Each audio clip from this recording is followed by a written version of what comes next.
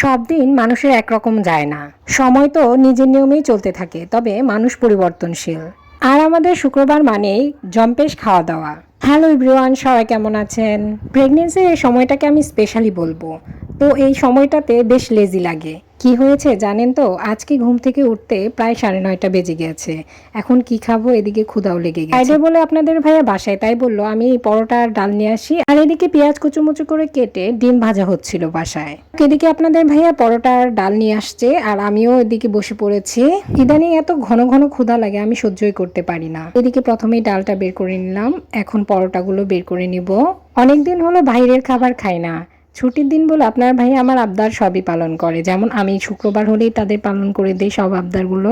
তো আজকে ঘুম থেকে উঠতে দেরি হয়ে গিয়েছিল, তা আপনাদের ভাইয়াই নিজে বলতেছিল যে বাইরে থেকে তাহলে আমি খাবার নিয়ে আসি।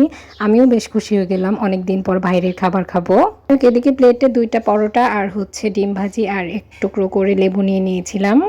আর এদিকে ডালটাও নিয়ে নিচ্ছি, এখন খাওয়া দাওয়ার পালা।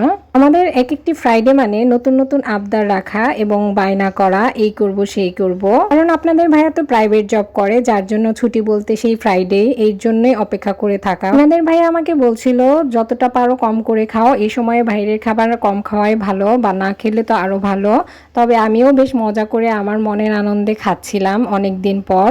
আচ্ছা বলেন তো, প্রতিদিন প্রতিদিন নিজে রান্না করে খেতে কারই বা ভালো লাগে? মাঝে মধ্যে তো এরকম ইচ্ছে করে যে বাসায় রান্না না করে বাইরে টুকটাক খাবার খেতে। আর সংসারে বউ হয়েছো, খাবার পরে রেস্ট তো চলবেই না। এই যে চলে এলাম রান্নাঘরে, তারপরে দুপুরের খাবারটার জোগাড় তো করতে হবে নাকি। যাই হোক, এদিকে ফ্রিজ থেকে বের করে নিলাম চিকেন, চিংড়ি মাছ আর কিছু বাটা মশলা ছিল, সেগুলো বের করলাম, আর পাতাকপি। মাছ আর চিকেনগুলোকে জলে ভিজিয়ে রেখে এদিকে চলে এলাম, একটা কলা খেয়ে নিলাম, কারণ হেলদি খাবার হিসেবে সকালে ওইভাবে কিছুই খাওয়া হয়নি, তাই হেলদি খাবার হিসেবে কলাটাই খেয়ে নিলাম। আর আমি বাইরের দিকে তাকিয়ে দেখছিলাম। আজকে বাইরের ওয়েদারটা অনেক বেশি ভালো, বাতাস ছিল। আর এদিকে রান্নাঘরে আসলাম, এসে কেটে নিলাম বাঁধাকপি আর বরবটি, কারণ আজকে ফ্রাইডে স্পেশাল ডিমান্ড ছিল চাইনিজ সবজি, পোলাও আর মাংস। কারণে এই চিংড়িগুলো ধুয়ে ভালো করে লবণ দিয়ে মেখে রেখেছিলাম। আর এখন আমি পাতাকপি আর বরবটিগুলোকে ধুয়ে নিব। তারপরে আমি চলে এলাম চূড়ান্ত স্টেপে, সবকিছু পরিষ্কার করে নেওয়া শেষ, এখন আমি রান্না করব। চলুন তাহলে রান্নাটা শুরু করা যাক। প্রথমেই আমি চাইনিজ সবজিটা রান্না করব, তবে একটু অন্য স্টাইলে, আপনারা দেখলেই বুঝতে পারবেন।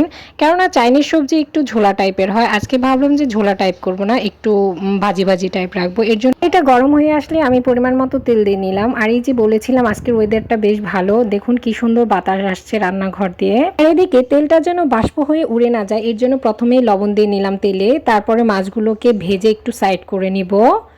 আর চাইনিজ সবজি আমি ভিন্ন রকম যেহেতু রান্না করবো, এর জন্য আমি একটু কালো জিরা আর গোটা জিরা ভেজে তারপরে ওইটাতে আবার মাছগুলোকে ভেজে নিচ্ছিলাম। তারপরে দিয়ে দিলাম বাঁধাকপিগুলোকেও ওলট পালট করে ভেজে নিব। তারপরে দিয়ে দিব বরবটি, যাতে আজকে কালারটাও সবুজ সবুজ থাকে এবং খেতে অন্যরকম লাগে, তার জন্য মূলত আজকে টেকনিক্যালি একটু রান্না করছি। যাই হোক, এদিকে চাইনিজ স্টাইলে মরিচগুলো কেটে নিয়েছিলাম, সেই মরিচগুলো দিয়ে দিলাম। আর হ্যাঁ গাইস, এর মধ্যে কিন্তু আমি একটা অলরেডি টিপস দিয়ে দিয়েছি আমার গুরুজনদের থেকে শেখা। তেলের মধ্যে নাকি অল্প পরিমাণে লবণ দিলে তেলটা বাষ্প হয়ে উড়ে যায় না, তাইলে এই টিপসটা আপনারা ফলো করতে পারেন। যাই হোক, এদিকে আমার চাইনিজ সবজিটা রেডি অল্প সময়ের মধ্যে। এখন সবজির কালারটাও খুব সুন্দর এসেছে। এদিকে চিকেনটাও নরমাল হয়ে গেছে, এগুলোকে পরিষ্কার করে নিব এখন। কেটে এগুলোকে প্রসেস করে রেখে দিব।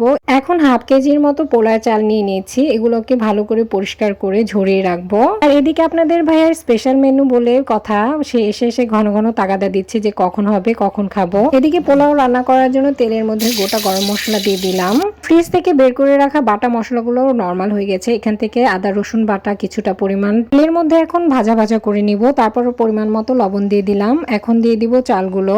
ফ্রাইডে স্পেশাল বলে কথা, আমাদের মতো আপনারা আর কে কে আছেন এরকম যে চাইনিজের স্বাদ বাসায় আনতে এরকম চাইনিজ স্টাইল ফলো করে বাসায় রান্না বান্না করেন?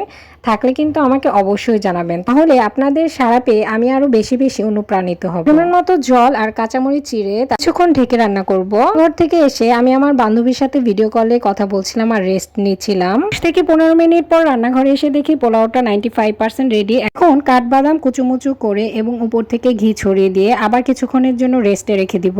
5 মিনিট হালকা আছে দমে রান্না করার পর এই দেখুন আমার পোলাও একদম পারফেক্টলি রেডি। ভিডিওতে পোলাও থেকে খুব সুঘ্রাণ বেরোচ্ছে। আর পাশে নিয়ে নিলাম চাইনিজ সবজি। এখন জমিয়ে খাওয়া দাওয়ার পালা। ফ্রাইডে স্পেশাল বলে কথা, দুপুর এবং বিকালে খাবার রেডি করতে গিয়ে ভিডিও এডিটিং করতে একটু দেরি হয়ে গেল। তো গাইস, আজকের মতো এখানেই বিদায় নিচ্ছি। ভিডিওটি ভালো লাগলে লাইক এবং ফলো দিয়ে আমার পেজের পাশেই থাকবেন।